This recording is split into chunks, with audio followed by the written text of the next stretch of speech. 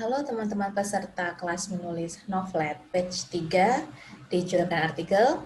Perkenalkan, nama saya Revi Dinar dan hari ini saya akan memberikan beberapa materi untuk teman-teman. Jadi selain saya akan memberikan slide-nya di grup nanti, lalu juga ada video yang akan saya buat di sini yang teman-teman bisa tonton supaya terkesan lebih interaktif. Berikutnya juga nanti akan ada tugas-tugas yang harus teman-teman kerjakan supaya kita bisa memiliki satu novelet yang akan dijadikan antologi novelet di Jurnal Artikel. Nah, yang pertama akan saya bahas adalah mengenai premis, logline, dan juga outline. Langsung saja kita masuk ke pembahasan di materinya.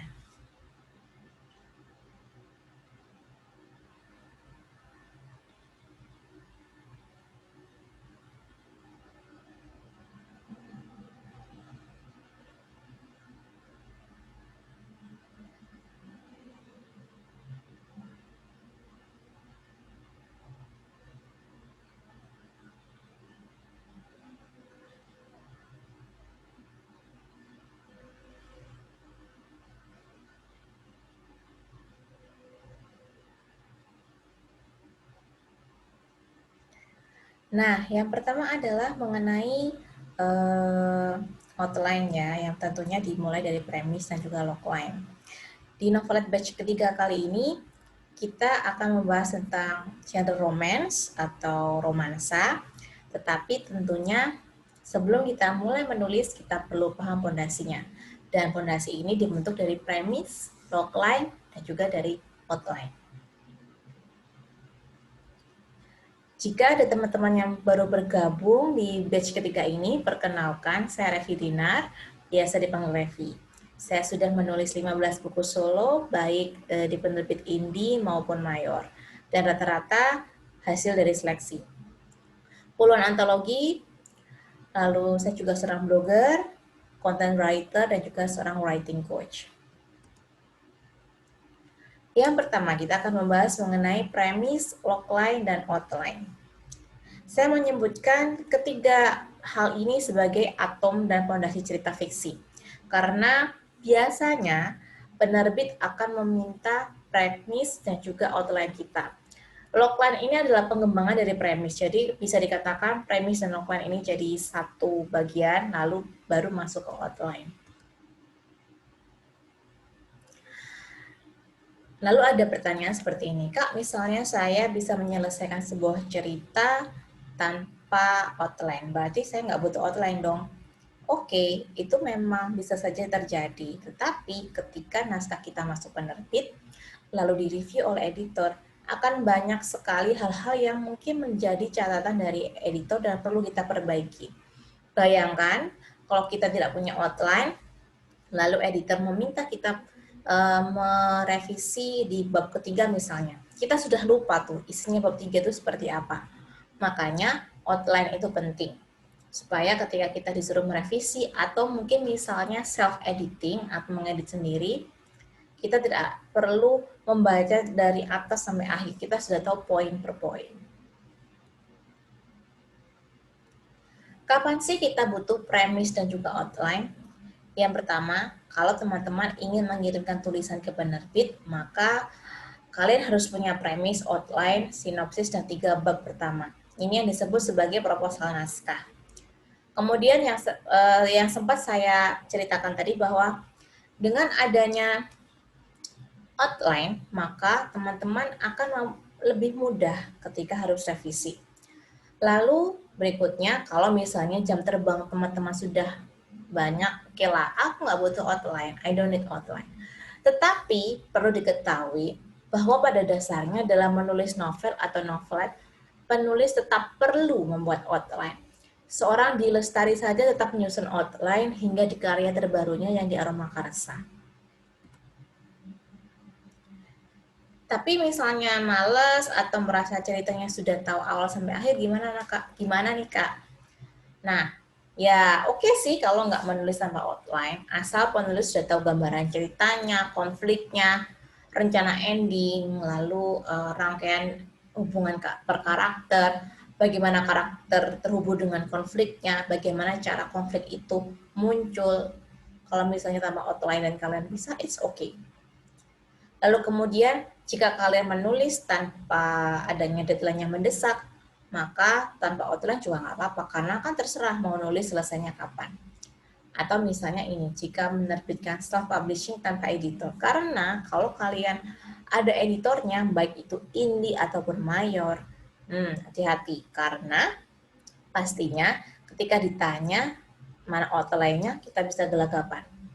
Bahkan ada yang membuat outline setelah membuat cerita. Itu terbalik. Outline harus dibuat dulu sebelum cerita kalian tulis. Nah, sekarang kita masuk ke bagian premis. Premis itu harus memiliki dua bagian ini. Deskripsi karakter secara singkat plus aksi atau tujuan yang ingin dicapai dalam cerita itu plus caranya.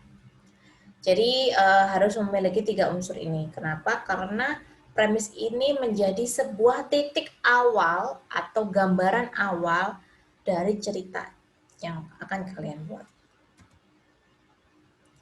Contohnya, saya ingin buat contoh. Yang pertama adalah kita perlu membuat deskripsi karakter dan aksi. Kemudian deskripsi karakternya adalah gadis akhir 20-an. Jadi karakternya secara singkat saja, jangan diberi nama, misalnya Santi, seorang pekerja usia 28, dia adalah gadis yang ramah. No, stop. Kita hanya memberikan deskripsi singkat, bahkan seringkali ditulis tanpa menyebutkan namanya. Lalu aksi atau tujuan, ingin mempertahankan hubungan cinta. Jadi keinginan apa sih yang ingin dia capai hingga akhir cerita itu. Kemudian caranya, gimana caranya supaya dia ingin mempertahankan hubungan cinta? Maka caranya adalah terus menunjukkan kasih sayang pada tunangan, tapi tunangan itu berkhianat. Sudah muncul potensi konfliknya di sini. Ini adalah premis yang saya buat dari novel saya Red Red yang lolos terbit di Lokamedia. Bisa kalian baca di aplikasi iNovel dan juga di aplikasi Noveltoon. Sedikit promosi. Bentuk premisnya akhirnya seperti ini. Gadis akhir 20-an ingin memperjuangkan hubungan cintanya yang kritis dengan mencari segala cara agar hati kekasihnya tidak berpaling pada perempuan lain. Ini saya gambarkan lebih detail tapi juga tidak terlalu panjang. Nah, berikutnya kita masuk ke logline. Biasanya saya lebih senang menyusun logline ya. Jadi nggak hanya premis, karena logline ini lebih memberikan gambaran utuh tentang premis yang ingin saya buat. Rumusnya logline itu adalah yang pertama, ada tokoh utama. Kemudian yang kedua, konflik yang muncul dari sebuah situasi tertentu. Konflik ini adalah sesuatu atau hal yang menghalangi karakter kalian untuk mencapai tujuan akhirnya. Maka jadilah konflik. Kemudian, bagaimana usaha tokoh utama dalam menyelesaikan masalah. Misalnya nih, tokoh kalian ada 3, misalnya dijelaskan dengan sudut pandang yang masing-masing 3, maka premisnya tentu kalian harus bikin 3. Atau misalnya kalian hanya membuat satu tokoh utama, tapi nanti berhubungan sama orang lainnya, it's okay, kalian hanya bikin satu premis aja, nggak masalah. Tergantung dari keinginan penulis sendiri. Contoh logline, masih saya ambilkan contoh dari naskah saya tadi yang berjudul Red Red. Tokohnya sudah saya kasih nama, namanya Sil. Konfliknya, dia itu ingin mempertahankan cinta, walaupun tunangannya itu sudah mulai berpaling kepada perempuan lain. Usahanya terus berhubungan dengan tunangannya meskipun harus menahan sakit. Jadi sedikit masokis ceritanya, si Sil ini. Dia tetap ingin memperjuangkan perasaannya, walaupun usaha itu sedikit terhalangi karena adanya perempuan lain yang membuat tunangannya berpaling. Ini adalah konfliknya. Sisil ingin bersama-sama kekasihnya, tetapi ada orang ketiga. Nah, orang ketiga inilah adalah konflik karena dia menghalangi tujuan Sisil. Misalnya tidak dibentuk dengan konflik dari Sisil, bisa jadi konflik batin, bisa saja. Contohnya Sisil ingin bersama dengan kekasihnya dan kekasihnya itu juga adalah orang yang setia. Tetapi ternyata ada muncul masalah nih. Ternyata Sil memiliki trauma dengan pernikahan contohnya. Padahal dia sebenarnya ingin bersama dengan kekasihnya, tapi dia tidak ingin menikah. Nah, jadi konflik nih karena si tunangannya ingin menikah. Jadi perbenturan ini muncul karena konflik internal dari si Sil. Itu bisa saja terjadi. Jadi konflik itu tidak harus ada musuh atau orang lain, tetapi bisa jadi muncul dari dalam diri si tokoh utama itu sendiri. Nah, berikutnya saya akan kembangkan premis yang tadi saya buat menjadi sebuah logline. Rumusnya adalah Sil, seorang gadis akhir 20-an, ingin mempertahankan hubungan cintanya, tetapi seorang perempuan mengganggu hubungan pertunangannya. Ada sedikit tipu. Sehingga Sil mencari segala cara untuk memenangkan hati tunangannya.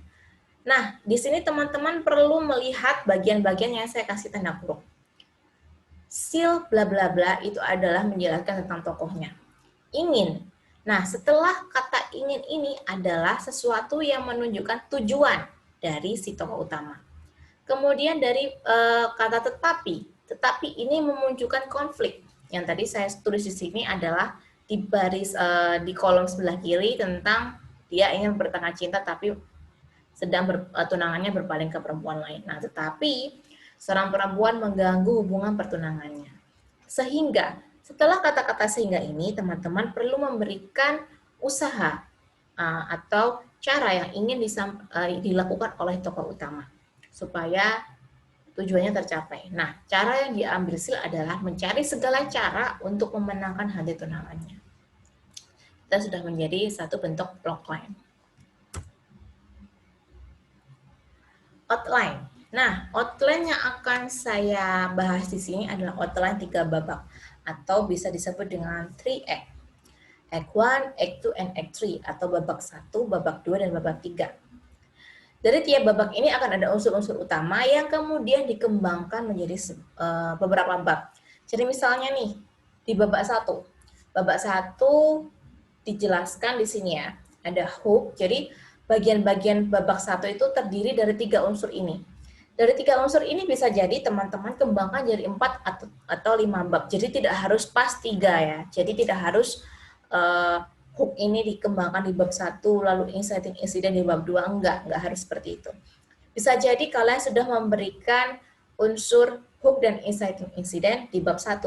Kemudian first plot point-nya di bab 2 dan ketiga. Bisa jadi seperti itu. Jadi pengembangannya itu titiknya dimulai dari sini yang saya jelaskan di babak 1 atau act 1. Hook itu adalah pengenalan karakter utama dan memberikan sedikit gambaran konflik. Jadi misalnya kalau saya gambarkan nanti di sini saya ingin menjelaskan di bab pertama tentang Sil yang karakternya adalah melankolis, lalu dia bekerja di sebuah perusahaan, kemudian muncul kecurigaan atau dia bertemu dengan tunangannya yang ternyata bersama dengan perempuan lain. Muncul gambaran konflik di sini. Lalu inciting incident, sesuatu yang mendorong karakter utama mulai melakukan perubahan atau usaha. Nah, nanti di bab kedua misalnya, ketika sudah tahu bahwa tunangannya itu memiliki perempuan lain, maka Sil mulai mencari cara untuk merebut perhatian tunangannya kembali. Jadi, karena dia tidak ingin kehilangan, ada sesuatu yang mendorong dia untuk bergerak, untuk mencari cara. Lalu first plot point, di sini adalah proses karakter utama menuju titik konflik utama. Jadi misalnya nanti di bab ketiga sudah saya ceritakan gambaran bagaimana Sil memergoki tunangannya itu selingkuh, lalu dia mulai mencari cara untuk menyelesaikan masalahnya.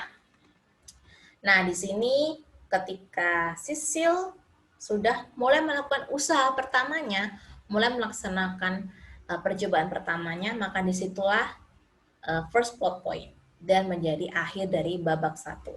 Jadi perlu diingat lagi bahwa tiap babak tidak harus kalian membuatnya persis 3 bab dengan 1 hook, 1 incident, enggak. Bisa jadi hooknya cuma 1 bab, lalu inciting incident dan first plot point di bab kedua. Bisa jadi hook sama inciting incident itu di bab 1, lalu di bab kedua sudah masuk first plot point. Dan karena ini novelette, otomatis kita memiliki keterbatasan jumlah halaman. Maka kita harus pintar-pintar menyusun babnya supaya tidak terlalu panjang. Lalu di bab kedua atau Act 2, itu ada 3 bagian yang perlu dikembangkan menjadi beberapa bab. Ini adalah bab paling krusial karena di sini biasanya porsi dari halaman akan lebih panjang dari babak 1 atau Act 1 dan babak ketiga atau Act 3. Nah, di situ teman-teman, misalnya kalau di dalam novelet itu kan minimal 20 sampai 25 halaman. Maka pembagiannya biasanya di babak 1 itu 6 halaman. 6 halaman yang terbagi menjadi 3 bab. Jadi satu bab 2 halaman misalnya. Kemudian di babak kedua itu bisa jadi 10 halaman atau 12 halaman. Jadi porsinya lebih banyak. Kemudian di babak ketiga hanya 7 halaman atau 8 halaman. Bisa jadi seperti itu. Jadi porsi babak kedua ini biasanya lebih panjang karena menuju puncak konflik. Yang harus kalian cermati di dalam babak kedua itu sudah mulai ada rising action. Jadi di sini karakter utama mulai menyusun rencana demi rencana untuk menghadapi konflik. Atau tetapi di sini poin-poinnya dia masih berusaha nih menghindari benturan dengan konflik utama. Jadi contohnya di Seal. Seal ini sudah mulai berusaha untuk mulai menyusun rencana untuk merebut kembali perhatian tunangannya. Maka di bab keempat contohnya dia sudah mulai misalnya nih dia lebih dan lebih cantik atau mungkin dia berusaha untuk mencari cara supaya waktu tunangannya itu lebih banyak sama dia, tetapi dia berusaha untuk menghindari pertemuan dengan saingan cintanya karena dia belum siap untuk berbenturan langsung dengan konflik utama. Dia masih belum siap untuk mengatakan kepada tunangannya kalau dia sudah tahu bahwa tunangannya ini berselingkuh. Misalnya seperti itu. Jadi dia masih berusaha menghindari konflik yang lebih besar. Dia hanya berusaha menjalankan caranya dulu. Kemudian masuk ke midpoint. Midpoint ini adalah konflik puncak yang mempertemukan karakter utama dengan konflik terbesar. Jadi nanti misalnya sudah mulai ada usaha dari si tokoh, tapi ternyata tidak ada perubahan dari tunangannya, malah hubungan mereka semakin memburuk. Jadi konfliknya semakin meningkat di sini. Midpoint atau rising action, karakter utama tidak takut untuk melawan dengan berani. Jadi ini misalnya sudah pol nih. Dia sudah berusaha dengan keras untuk merebut perhatian tunangannya si Sir ini. Ini sebagai contoh. Ternyata hingga ada satu titik si tunangannya ini tetap tidak berubah. Kemudian Sisil bertemu dengan saingan cintanya, dan saingan cintanya ini bertingkah sangat menyebalkan dan ingin merusak hubungan cinta mereka dengan sadar misalnya. Jadi misalnya mereka ini sudah face to face, head to head gitu ya. Jadi Sisil sudah nggak berdiri lagi, dia nggak takut untuk menghadapi saingan cintanya. Dia sudah punya rasa percaya diri untuk bisa meraih kembali perhatian tunangannya yang sempat teralihkan. Nah, di babak ketiga atau Act 3 ini muncul biasanya setelah klimaks, kemudian nanti ada kejatuhan, ada proses kejatuhan. Itu kita sudah masuk babak ketiga. Nah, di proses ini ada 3 hal, yaitu kejatuhan, klimaks, dan resolusi. Karakter utama mulai mengalami kejatuhan, kegagalan, keraguan, atau kehilangan banyak hal akibat perlawanan dengan konflik yang sudah mencapai klimaks. Misalnya Sisil nih, Sisil dia sudah berusaha semaksimal mungkin, tapi ternyata ending-endingnya pertunangannya malah dibatalkan, cincinnya dikembalikan sama si tunangannya. Otomatis Sil sedih dong, dia merasa aku nggak punya apa-apa lagi, aku sudah nggak punya rasa semangat lagi, bahkan mungkin dia depresi dan lain-lainnya. Di sini adalah masa-masa paling kelam dari seorang tokoh. Kemudian klimaks, ketika dia sudah mencapai titik nadir, si tokoh ini, dia akhirnya bounce back. Ada sesuatu yang membuat dia bangkit kembali, berusaha. Dia akan berusaha untuk terakhir kalinya, pertarungan final. Jadi Sisil merasa, aku tuh aku sangat yakin bahwa aku adalah orang yang terbaik untuk tunanganku.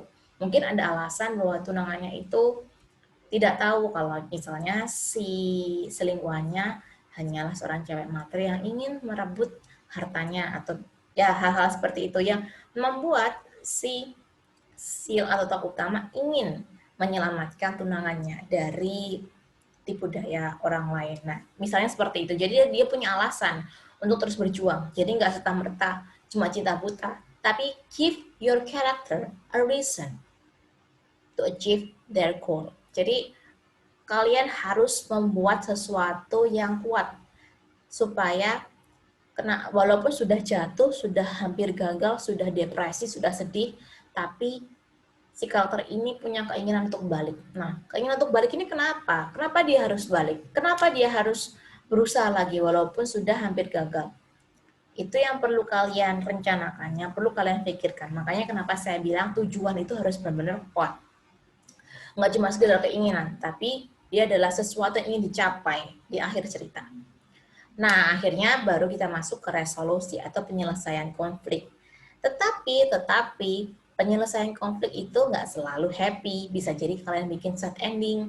Sudah berusaha sekian banyak, misalnya ternyata ending-endingnya tunangannya meninggal, kecelakaan contohnya. Atau misalnya open ending, ternyata si tunangannya putus sama selingkuhannya, tetapi dia juga masih belum berani untuk meminta maaf kepada Sisil, misalnya seperti itu. Jadi open ending, endingnya terbuka, bisa menjadi rencana untuk naskah berikutnya. Penyelesaian konflik berarti sudah menjawab konflik yang ada, sudah menyelesaikan masalah. Hanya saja bentuknya bisa jadi happy, sad, atau open. Nah, inilah materi yang bisa saya sampaikan.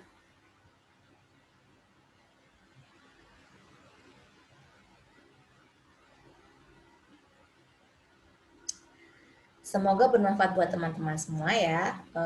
Jika ada yang ingin ditanyakan, bisa disampaikan di grup.